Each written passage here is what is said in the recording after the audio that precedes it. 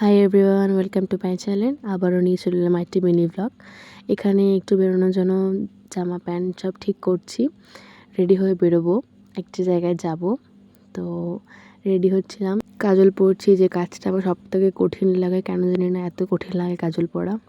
যাই হোক, রেডি হতে হতে বেরিয়েও গেলাম। আজকে যাব মেট্রোতে, মেট্রো ক্যাশ অ্যান্ড ক্যারিতে মাসের কিছু জিনিসপত্র কিনতে। মা বেশি দুজনেই যাবে সাথে। যাচ্ছিলাম, কালকে বৃষ্টি হয়েছে তাই ওয়েদারটা খুব সুন্দর ছিল, রোদ ওঠেনি, ভাল লাগছিল। অবশ্য বিকালবেলা যাচ্ছিলাম, এই বলতে বলতে চলে গেলাম মেট্রো ক্যাশ অ্যান্ড ক্যারিতে।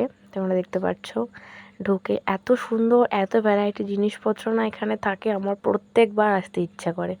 এই মূর্তিগুলো এত সুন্দর লাগছিল, এক একটা মূর্তি, গণেশের মূর্তিটা, কৃষ্ণ মূর্তিটা এত সুন্দর লাগছিল, বলার মতো না। তারপর চলে গেলাম কিছু ফল দেখতে, তারপরে সবজি দেখছিলাম, ফল দেখছিলাম, নানা রকম ভ্যারাইটির সবজি আছে এখানে, সব দেখছিলাম। দেখতে দেখতে সব দেখলাম। তারপর রাস্তায় চলে গেলাম ব্রেডসের কাউন্টারে, যেখানে সব নানা রকম ভ্যারাইটির ব্রেডস পাওয়া যাচ্ছে, সুইস রোল, নানা রকমের জিনিসপত্র পাওয়া যাচ্ছে, সেগুলো দেখছিলাম। ভালো ভালো অফারও ছিল, সেগুলো নিলাম। এখানে একটা কি সুন্দর বানিয়েছিল কেলগস একটা টাওয়ার টাইপের, কি বুঝতে পারলাম না, বাট ভালো লাগছিল তাই একটু ভিডিও করে নিলাম। তারপর চলে গেলাম সব থেকে ভালো যেখানে লাগে, চকলেট। তারপর এখানে এলাম, এখানে কি সুন্দর একটা ছোট ফিল্টার তামার দেখলাম, এত সুন্দর লাগছিল এই জিনিসগুলো, এই বাসনগুলো দেখতে।